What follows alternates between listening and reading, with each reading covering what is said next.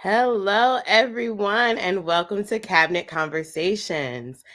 I am Erica Scott, the Artistic Programming Manager at Ford's Theater. If you are joining us for the first time, this is our live series exploring creativity, history, and leadership. You can learn more and explore our past programs by visiting our website at www.fords.org.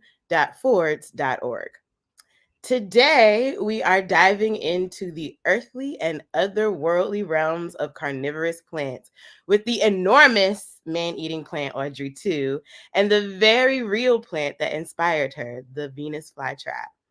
Audrey 2 is currently in Washington, D.C., on our stage at Ford's Theater in the production of Little Shop of Horrors. But Audrey 2 has a permanent place in our hearts and imaginations as a cult classic icon. For today's conversation, we welcome Mark Petrosino, Debbie Crabb, Tim Helmer, and Frank Alicia. Mark is an Emmy nominated designer, builder, puppeteer, and co-founder of Monkey Boys Productions, known for his work on A Beautiful Day in the Neighborhood, Saturday Night Live, Sesame Street, Helpsters, The Tonight Show, Blues Room, Crank Yankers, Little Shop of Horrors, and Madame Butterfly, Carnegie Hall, and Broadway. Debbie Crabb is a communication director for the Nature Conservancy in North Carolina, where she gets to talk about fly traps on a near daily basis because of TNC's efforts to conserve and restore the fly trap habitat, I should say. Her obsession with fly traps goes back to her childhood when she bought her first fly trap during a family vacation. As she is a graduate of UNC Chapel Hill. Okay. I'm a University of Miami girl myself, so I just had to throw that out there. and has spent much of her career in government and nonprofit communications. She took her first job out of college at a small radio station in southeastern North Carolina because it was in flytrap country. Frank Alicia and Tim Helmer.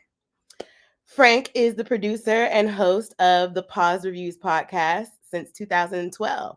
Frank graduated from the American University in Washington, D.C., with a master's degree in producing film, television, and video.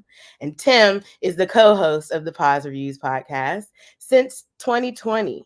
Tim is an avid lover of theater, especially musical theater. Y'all, he works at Ford's too. And received his bachelor's degree in business management and theater from Washington College.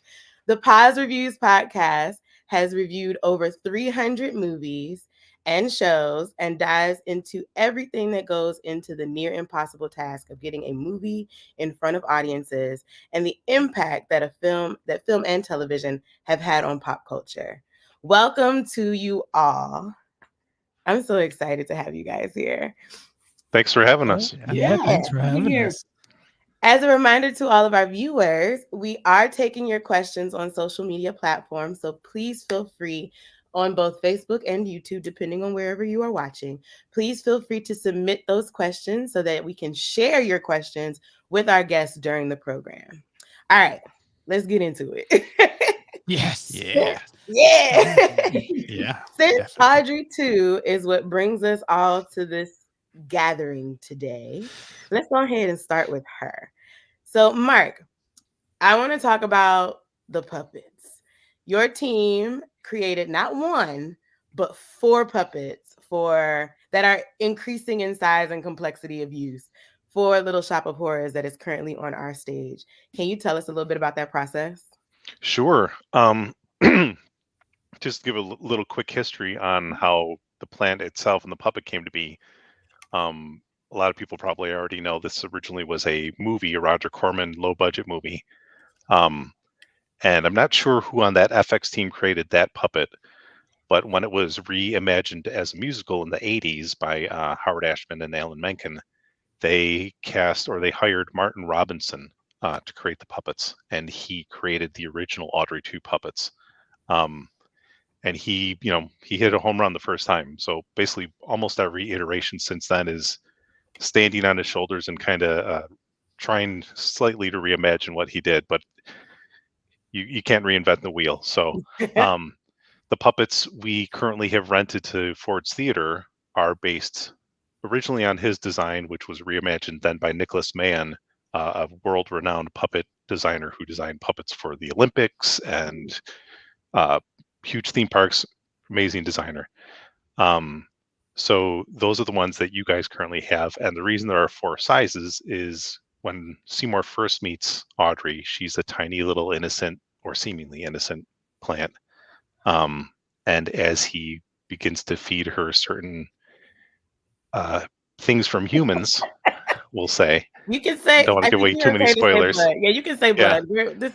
We're on TV. He starts feeding her blood, and she continues to grow and get bigger and stronger and scarier until the final iteration is about the size of a smart car.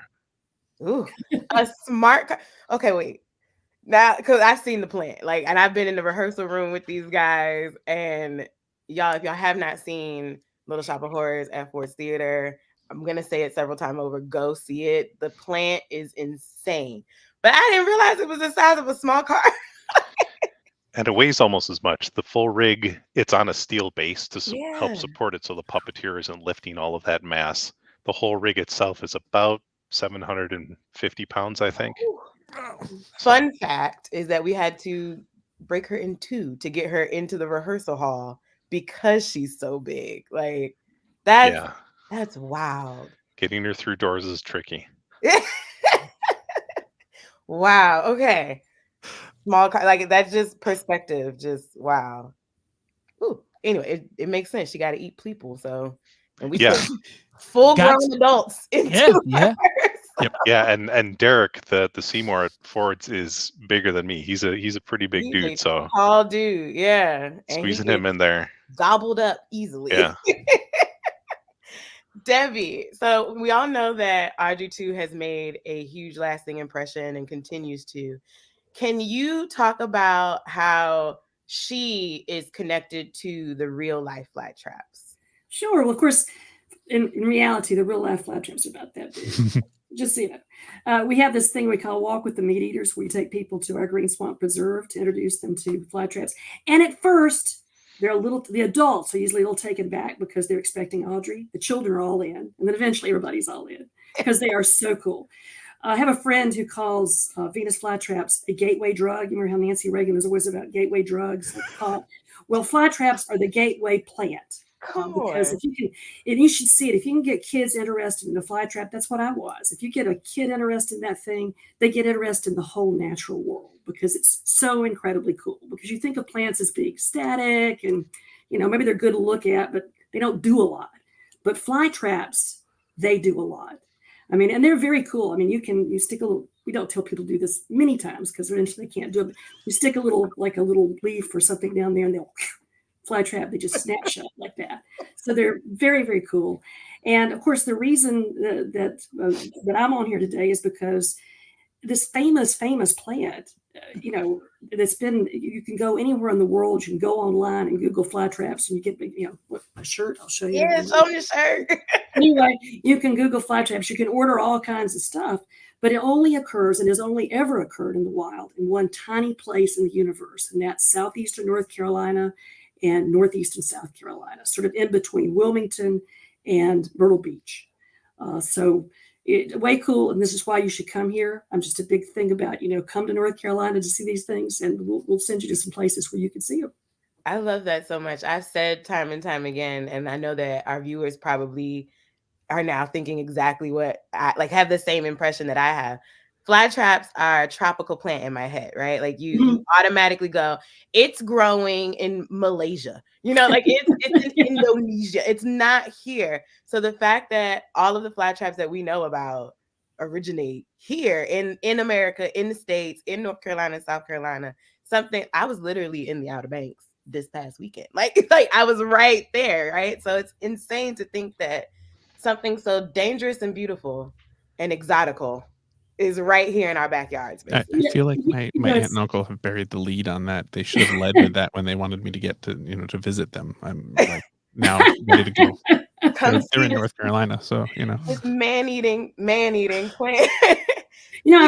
I've gone to botanical gardens in Europe, in Australia, and New Zealand, and they always have fly traps anywhere you go. Germany.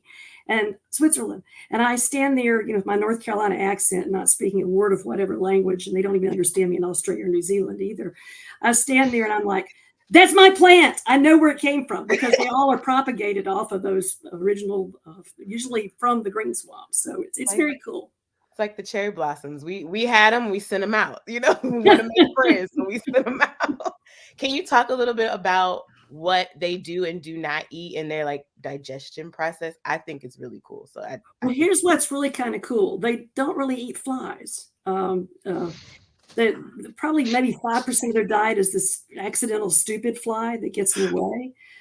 What they really like are slow crawling things. They like ants. That's one of their primary things. They eat ants. And of course, the reason they're eating this, and of course, the reason the place, the green swamp I talk about, also has pitcher plants. It has sundews, has a number of carnivorous plants in there. The reason they're doing that, soil is really crap. They're not getting their nutrients from the soil, so they've got to get them elsewhere, and they're getting it from the insects. And of course, they snap shut and they hold it there, and they absorb all the things they can possibly get out of that non-fly insect. It's just way cool. By the way, they don't eat the pollinators. They're perfectly designed because they'll be blooming soon. They'll be blooming in May. They have about a 6-inch stalk that comes way above the actual flytrap with this tiny little, actually really pretty little white flower on top. And mostly it's sweat bees that pollinate them, and they never eat a sweat bee because they can't get to it because it's way up here. So I think that's pretty cool too. That's amazing. It is amazing. In the research, I'm going to fixate just one more thing. I really want you to tell people this, and I'm just going to throw it in there.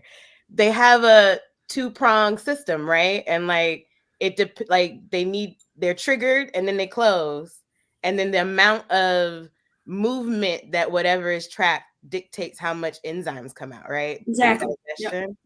So look, Mark's face was like, it made me go. I'm intrigued. I was a biology student before I became a puppeteer, so I'm fascinated. I'm trying to figure out how they evolved. Darwin called it the most wonderful plant in the world. I mean, Darwin was not easily impressed. I mean, this was not a man who was given to that kind of. So it's a pretty incredible thing as far as plants go. It's pretty amazing. Yeah, but that teeny little detail made me go, well, no wonder Audrey doesn't want the meat from Schmedrick's. Like, it don't fight. Like, she can't. It'll take her too long to digest it because it's not fighting. Like, she needs the people. One time, so when we do walk with the meat eaters, we give the kids fly traps. But I'm notoriously a terrible housekeeper. Everything is dirty around me, and my car is notoriously dirty. And one year I had the fly traps all in the back of my car, and when we were through with the walk, I said, "Okay, now kids, everybody get your fly trap." And they open up, and it's just like one of these great moments. Daddy Longlegs was trapped. And because of course, my car was so dirty, it was full of flies and all kinds of stuff. But they could see those little legs like that. No. It really was very Audrey-like. This tracks of why my plants as a kid never grew, because I was always finding dead flies and be like, here, this is what you need to eat. But this is what you want, right? Yeah. No, it's not. To be fair, like the refrigerator refrigerates, right? Like the Venus flytrap, you think it should eat flies. That would make sense. Right? Yeah, like maybe we should have named it the ant trap. But I mean, I'm not the expert, just a master's degree. That's all. I'm just saying. Tim and Frank, you guys are great. Yes, hi.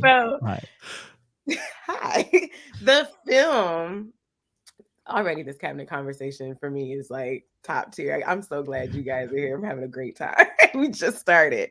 Audrey 2, that is on our stage, comes from humble beginnings as a film.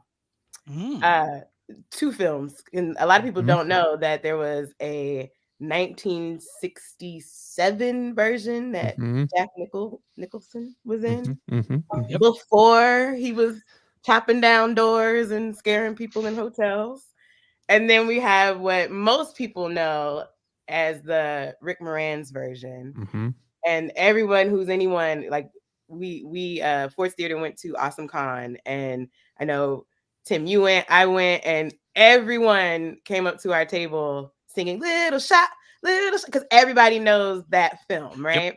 Yep. Yeah. So, can you guys highlight some scenes that are from Little Shop of Horrors where, you know, let me back up because I think I have jumped ahead. I did.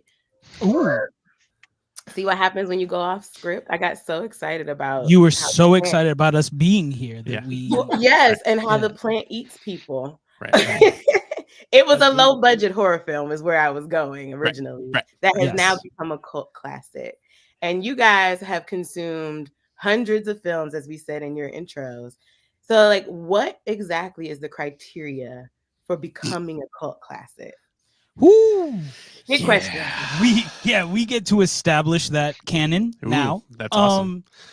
You know what? So I think it's kind of a two-parter, right? Mhm. So I would argue that I was one of those people who actually didn't know that the 1986 musical film with Rick Moranis was based on, I knew it was based on a stage play, but I didn't know that that was actually based on an original movie. So we've got movie to stage play to then movie again. Mhm. Yep. And now we've obviously been running the stage forever. So I would say the 1960 movie is definitely a cult classic in all the ways that like you would commonly think of a cult classic when it comes to films. Yep. In that it was super low budget, I think like $30K to make the entire movie. There were only a handful of actors. It was super B-rate movie, like just a horror movie. But it was super outlandish and ridiculous, right? Totally. We were talking a little bit about like Mystery Science Theater. Like you would totally expect to see that movie on Mystery Science Theater 3000. Mhm. But the play, I mean, Tim, correct me if I'm wrong. Yeah. This is your area, but the play actually performs very well, Right. and the 1986 movie was well received, Mhm. but a box office flop. So in terms of like, what's the criteria, right? Criteria number one, I think, for a cult classic is a cult following, right? So like it's a certain group of people. I was telling Tim when we were kind of chatting about it, I think a perfect example is like Rocky Horror Picture Show. Yes. I've never seen it, right? So Tim's like, oh, you like Rocky Horror? But see, What? Erica, that's why it's a cult classic. Like I'm not in the cult, but Jeez, I would Mom. make the Get in it. It's unpopular. I know. Well, I want to see it. I just haven't.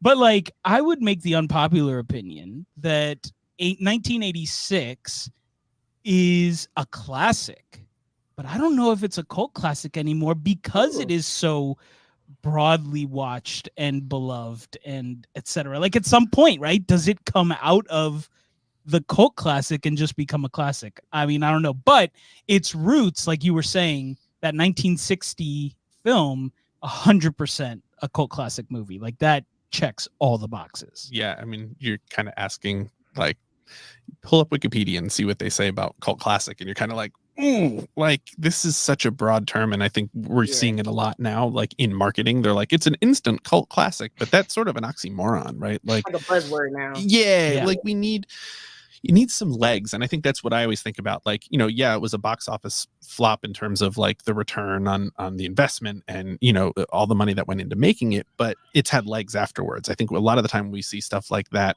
it made its bones in home release, right? Yes, on 100%. VHS. Like it picked up from there and people shared it. But as far as that transition out, I really think of one of my favorite movies of all time, Nightmare Before Christmas, right? That came out in the early 90s.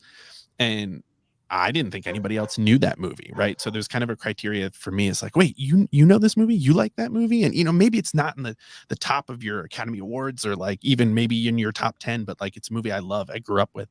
But then, even that started to transition. That stuff started popping up in pop culture a little bit more. And then like, Hot Topic started pushing out a lot of Nightmare Before Christmas stuff. And now then Disney kind of brought it back into the fold where back in the day they pushed it out, right? So I think Little Shop, as far as the 86 movie, it's kind of transitioning out now, right?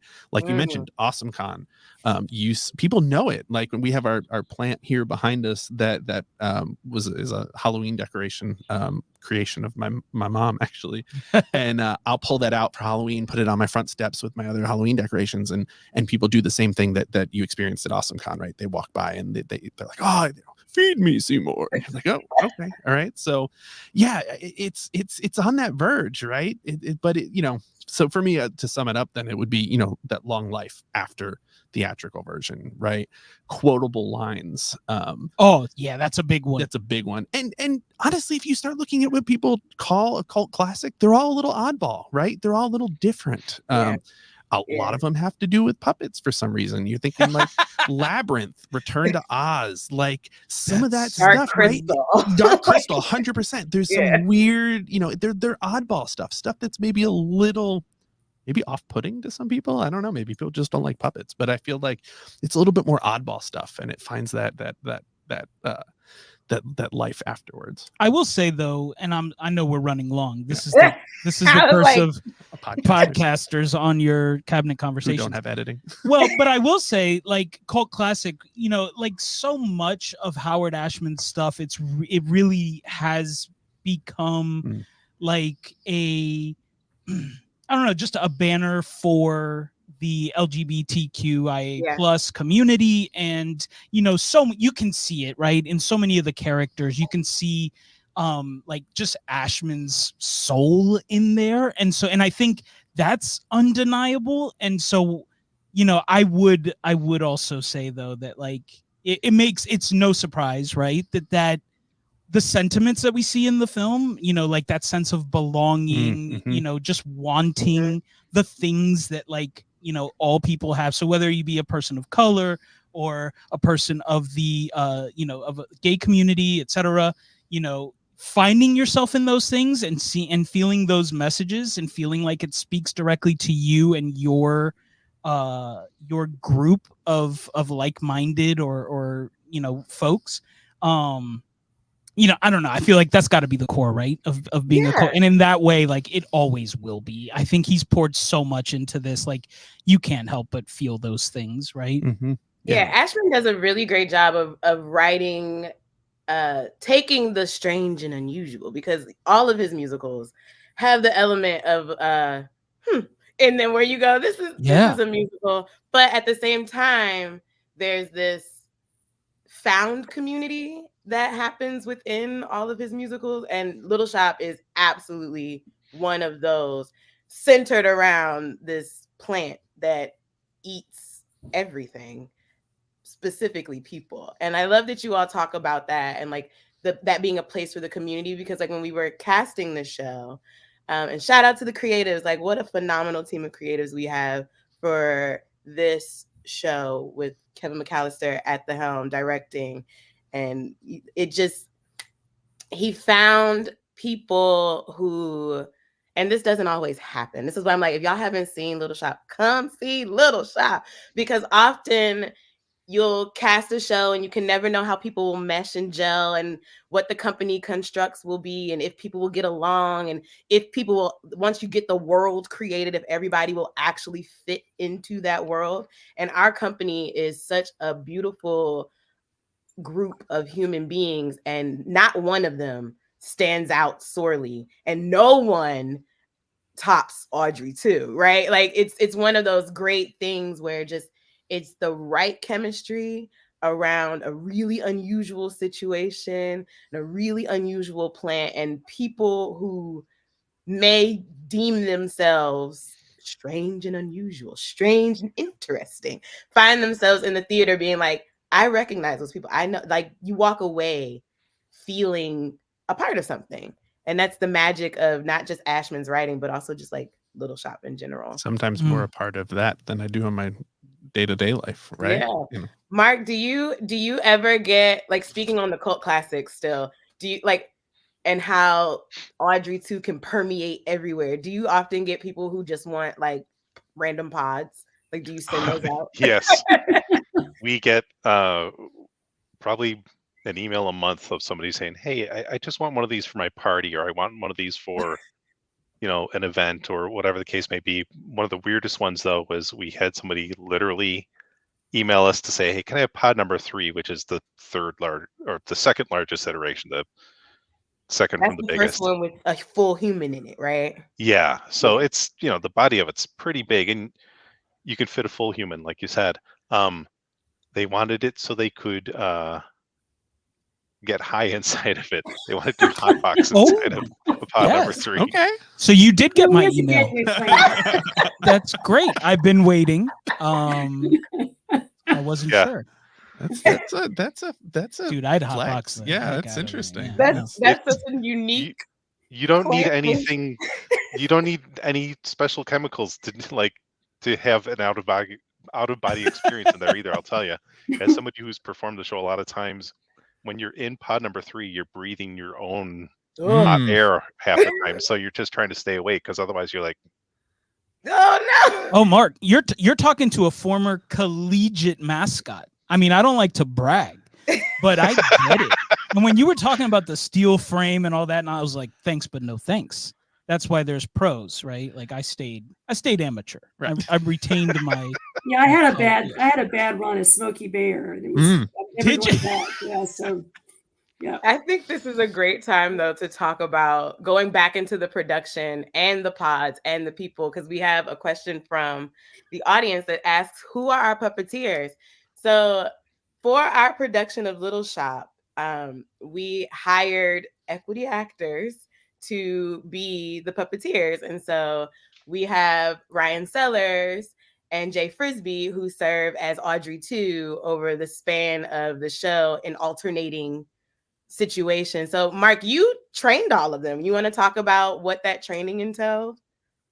it's a lot of. There's a lot to learn, especially because Ryan and Jay, while great actors, did not have much puppetry experience. So it was kind of puppetry boot camp, which didn't leave as much time, I think, as we all wanted for training the actual show itself, because there's so much intricate choreography for the puppets and the puppeteers, as you can imagine.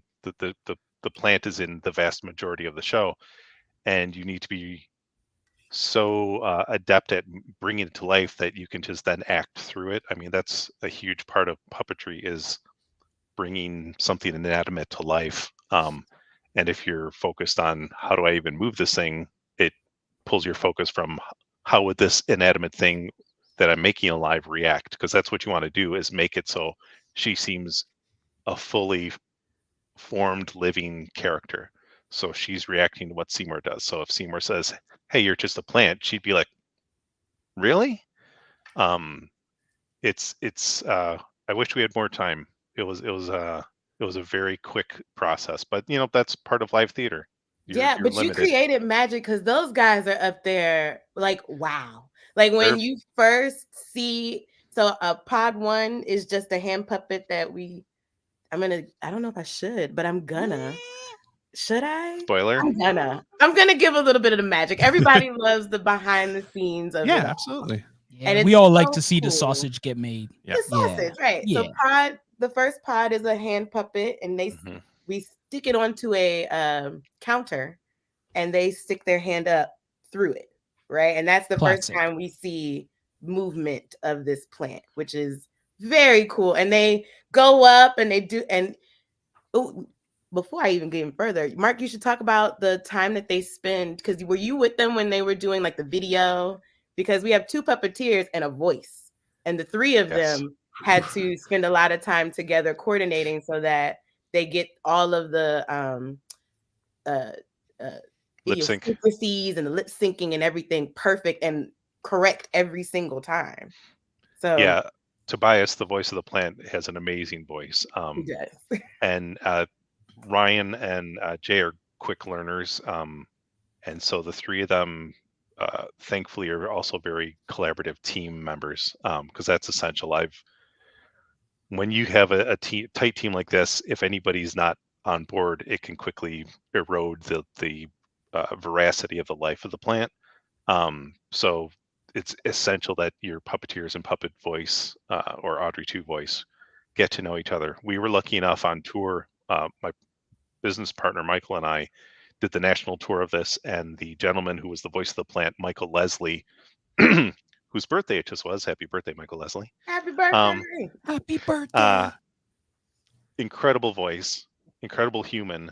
And he and Michael and I got so close and so in tune with each other that we could almost improvise with the Wow. plant. But we literally performed it hundreds of times together, so you get to know what's coming. Yeah, for a stage play, they got to get to that level. And I think our rehearsal process was 3 weeks, 4 weeks. And I think, Mark, you came what, Yeah. twice, 2, 3 times? Yeah, three quick turnarounds. Yeah, like you were there Stepped like off the train, 4 said hi, hours. and got back on the train. Right. Well, and at Came what in point? for a 4-hour stint and we're like, this is all you have to do to make this puppet look real. Okay, deuces. Good luck. And then Yeah. what's the point where you have to bring in the CIA anti-interrogation training, right? Like you always hear Jim Carrey talk about how torturous his Grinch makeup was. I mean, you're talking about putting people in that costume in DC in May. Woo. Yeah, Yeah. in our theater, full disclosure, sometimes that HVAC is mean. And Right. so it can get really hot in there. And being under the stage lights is already hot. Mhm. So that third pod where they are full bodied, their upper body is the hands, right? And then their lower body, they use their entire physicality for that third pod. Yeah. It's the first time that we hear Audrey speak. So it has to be big and it has to be flamboyant. So Am I the only one who just heard puppet boot camp and that the next time that happens, I'd like to volunteer as tribute? Right. I, again, didn't know that was a thing Sounds and would amazing. like to be a part of that. I love Well, it. if you do want to do something like that, quick shout out: the National Theater Institute in Connecticut has a national puppetry conference Ooh. at the O'Neill every summer. Sweet. They've already closed, I think, this year's enrollment, but every summer it's a great way to learn from real pros, and it's fun. It's like we call it puppet camp, literally. So I love this. Awesome. I'm actually 100%. This into that. truthfully, Yeah. the casting of this show was probably my favorite casting situation ever. It's hard to cast shows, y'all. It's really hard. But when you got a show that involves puppetry, everybody comes out. So we saw some amazingly unique humans who came in and gave us their all. Some people who were very specifically like, I'm a puppeteer and that's all I do. And some people who do a little bit more. And I have always, like, I am who among us isn't really a child of Sesame Street? So we've all grown up with Jim Henson. We've all grown up with these puppets in our lives. And, us 80s and 90s babies, it's big for us. It's a part of our culture. And so to finally be doing a show at Ford's Theater where we have puppetry is just, I'm so glad I get to live it because it's so cool to see. And the character that Jay and Ryan and Tobias bring to life every night on stage, and Derek, because the second pod is a hand puppet that Derek carries and he handles himself. So even all 4 of these beautiful humans bringing together this puppet and it being a cohesive thought, so that no one is going, well, that Audrey was not like that. That is mind blowing to me, and they are killing it with all the puns intended there. I think one of the things that we've always focused on in movies is we definitely give a lot of extra credence when there's practical effects. Mm-hmm. In the world where we're and I think that's directly tied to what you're saying, Erica, about like 80s and 90s kids growing up with those movies. It's like, I want to see it. Like, if I can touch it and feel it or look like I can touch it and feel it, it nothing takes me out of it more than like maybe going back and watching like Phantom Menace now and realizing that like they're not anywhere near these scenes, right? But like go back to the Empire Strikes Back or whatever, and Yoda is right there. Like, full props to that. Yeah, totally. There's a certain breath and electricity. I mean, it's the magic of puppetry. You can put Kermit on a stand, it's still Kermit, but as soon as somebody puts a hand in it, even if they're not talking or moving, there's just a different energy and breath. It just It's brings magical. it to life. Yeah. It's magical. And then us being a working theater, like theater magic at that level is so important and so necessary and so fun. And like having that to be a part of the show and knowing that is making an impression on generations, current, future, just now dropped, like it's amazing. But we all have a perception of Audrey 2 and what to expect when you think of Audrey 2. So Debbie, can you talk to us about the first time people see the fly trap?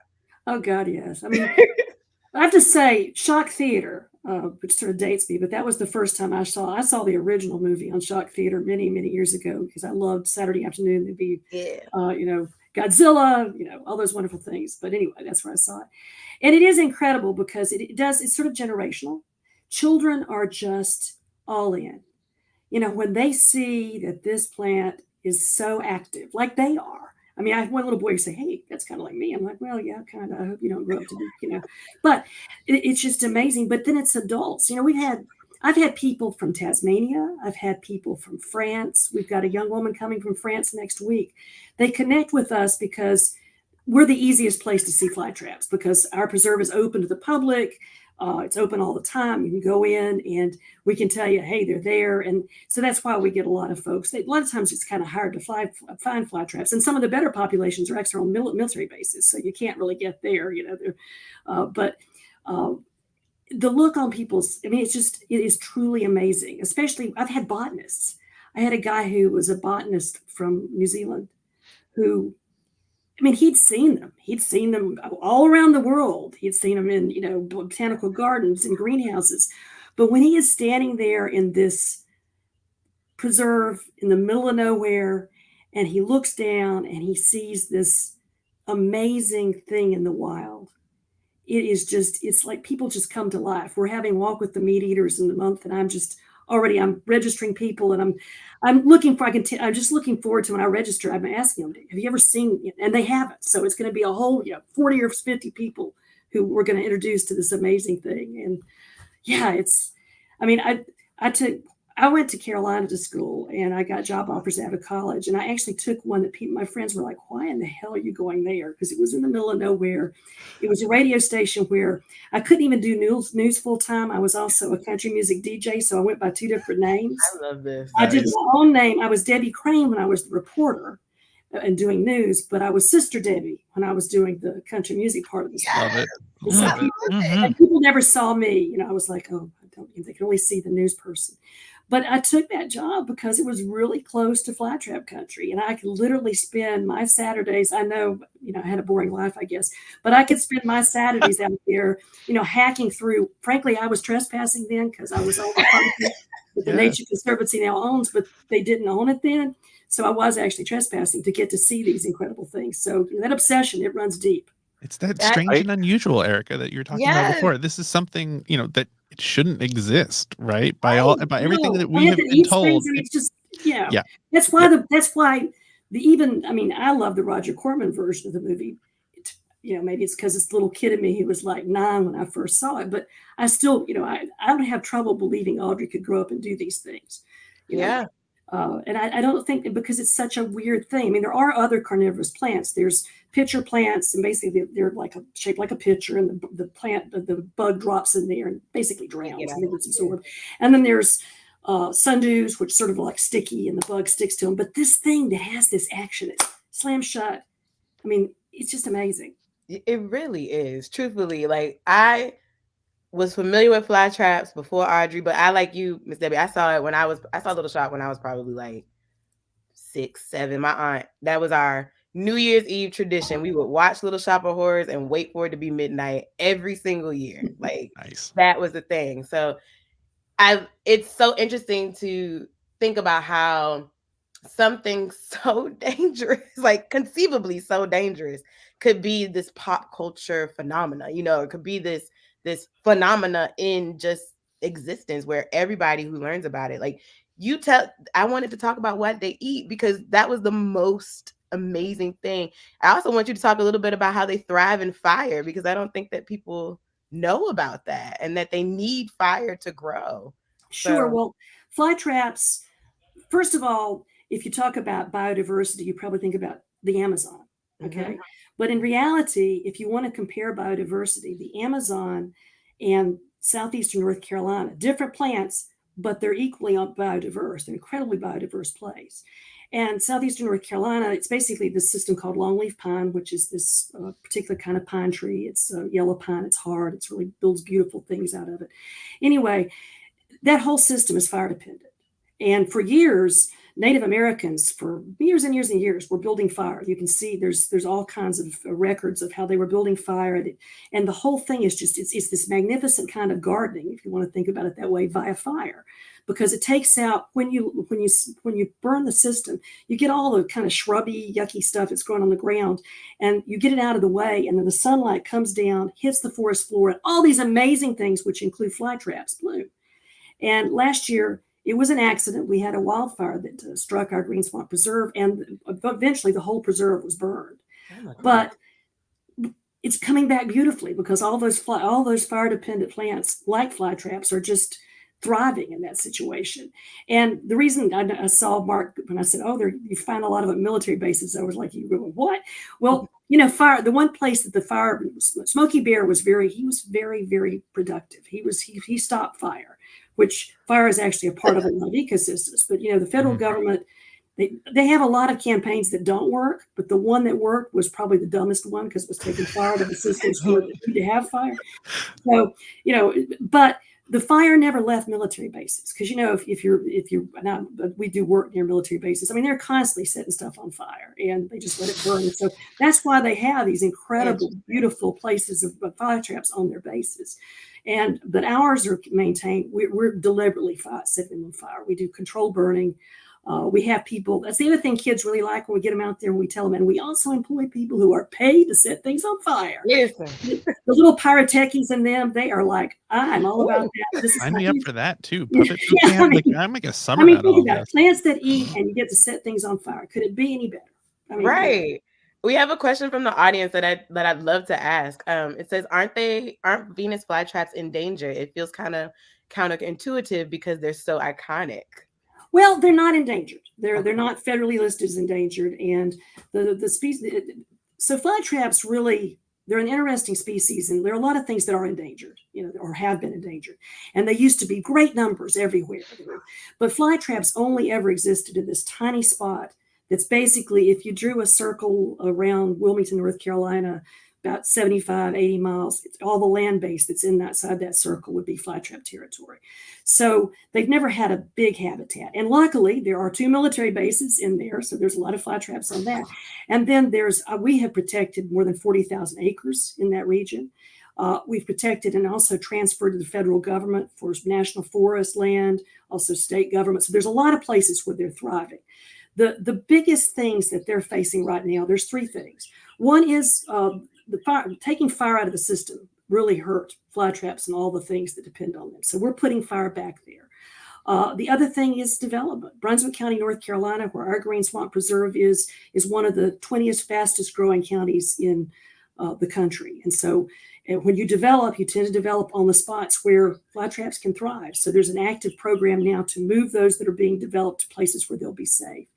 And then, of course, they're iconic and people want to poach them.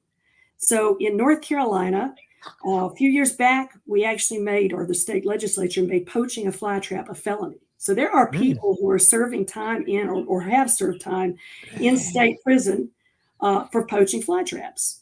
And because to keep that from happening. And it seems that after they did make that a felony, we did see a slow off in poaching. But just about a month ago, somebody came on our property and stole a couple of hundred plants. They got caught and we put them back in the right place. And I have to tell you about puppets.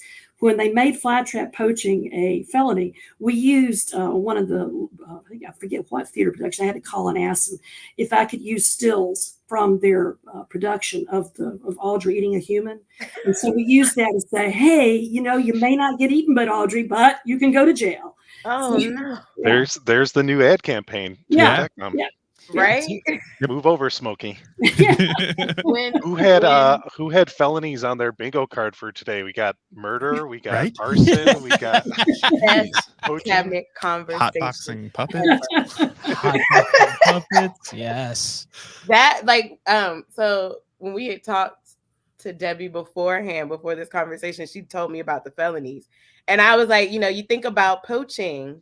And you don't think about people going to jail for poaching plants. You think about people going to jail for, killing elephants and lions and tigers and bears. Oh my, that's what you think about. So the fact that there's legislature that is in place for this plant so that you don't poach it, it's also our state carnivorous plant. That's amazing.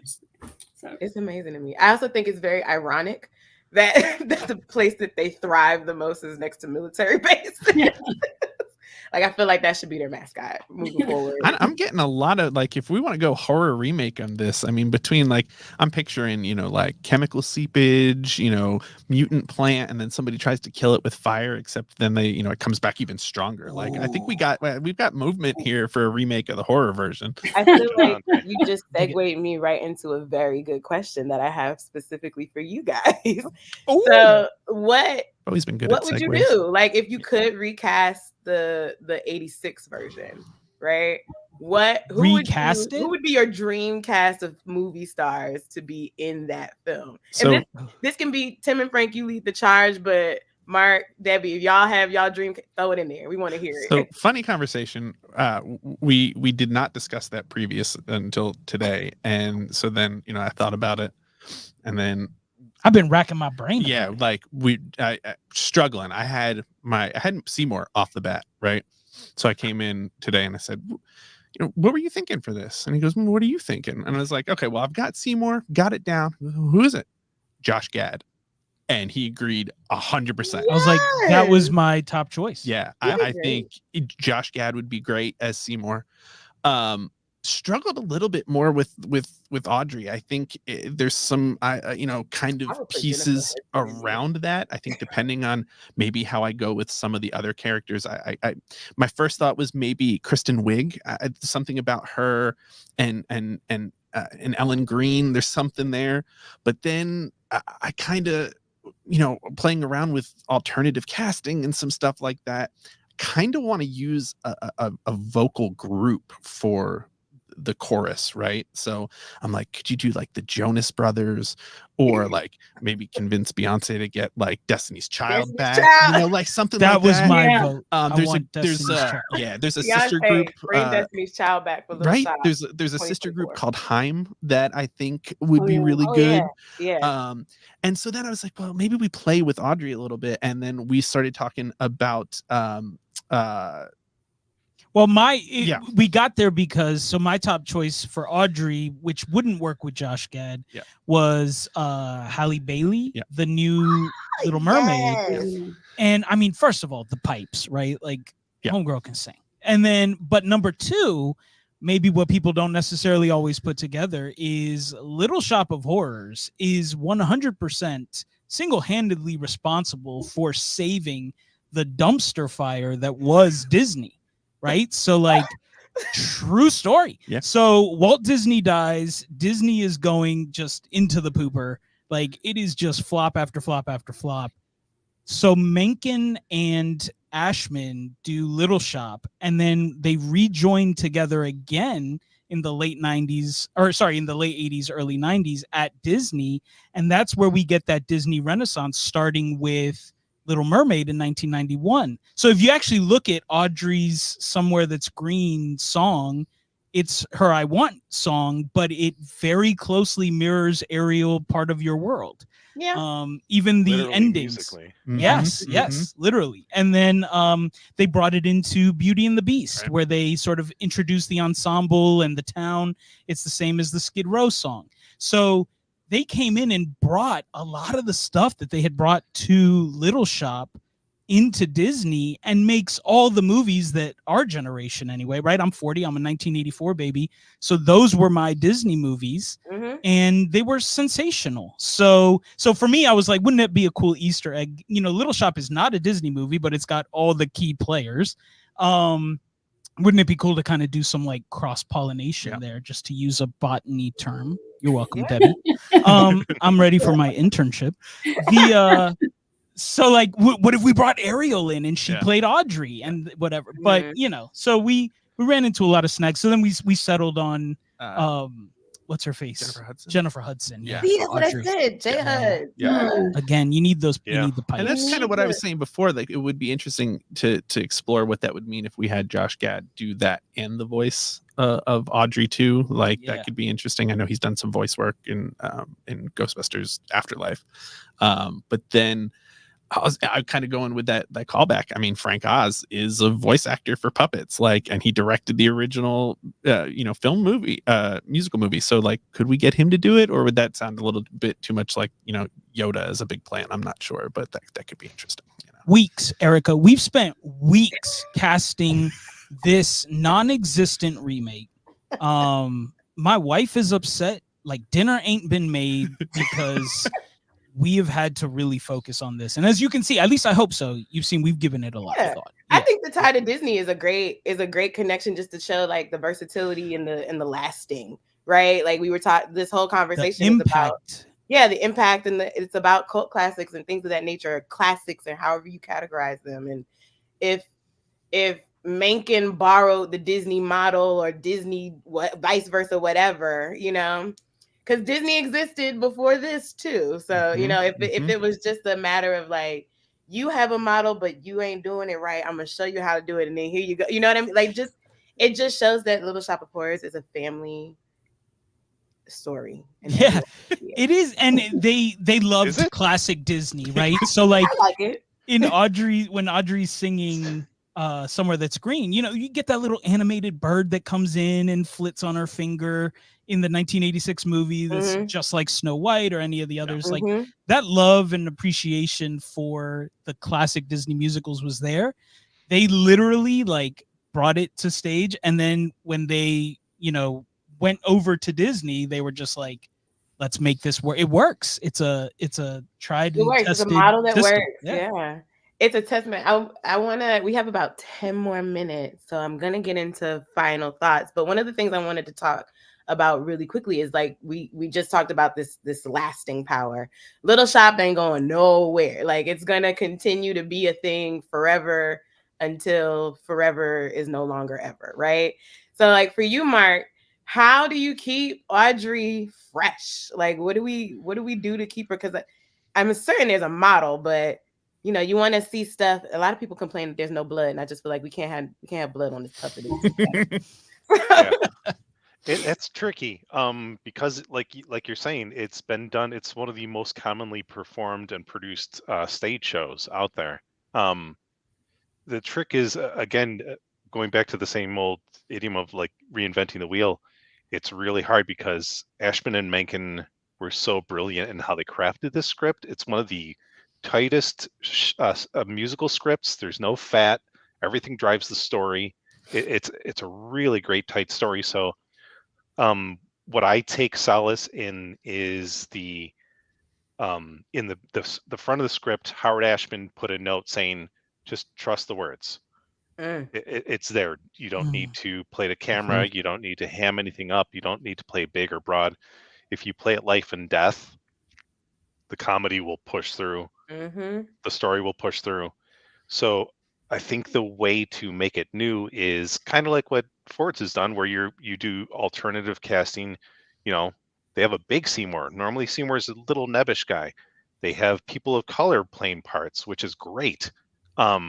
It's it's supposed to be a downtown, economically downtrodden zone. So historically, that hasn't been a lot of white people. So it's good to see non-white people getting chances to play these parts and bring a different perspective. So I think that's a great way to make it, pardon the pun, evergreen. And with every performer's interpretation, there's a new chance to bring it to life. There's so much. It's the core of the story is it's a Faustian love story. The only reason Seymour, I love that you guys said Josh Gad for Seymour, because there's been a spate lately of handsome Seymours. Yes. And not to say that doesn't work, because Jonathan Groff played Seymour in the original part of our off-Broadway run, and he's a very handsome dude. But he was able to be very nebbish and very unassuming, and there has to be that drive for Seymour to be willing to kill people and give something blood. Is he needs to feel like, I need to do something drastic to get a date with Audrey, to get love from Audrey. So there's always that interpretation of like, what is this Seymour, whoever's performing that, how are they going to show us their desperation? How are they going to show us, oh, I'm crazy enough because of this love, this desire for love, to do something crazy? There's lots of room for great performance if you play it true and life and death. Thank you for shouting us out like that, because that was the goal, right? Like, what is the most real looking Seymour going to be, right?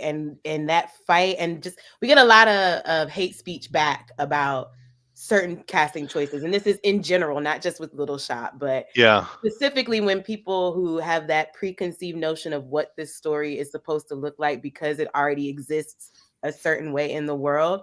When you put forth an African American Seymour and an Asian Audrey, people go a little bit weird about it. You know, they're like, that's not a story for them. But I'm so glad that you said, you know, this, it's based in the hood, in the sticks, and, you know, and It's true. culturally, the people that existed there look a certain way. There were white people, there were black people, there were Asian people, there were Hispanic people. There's all kind of people. That's where the melting pot is.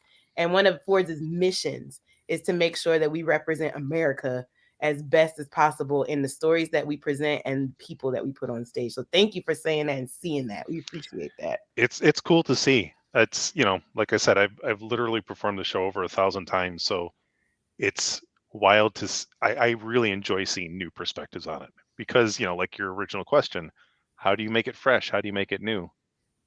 So it's great. Yeah. Miss Debbie. So I have two questions for you. It's a two-part question.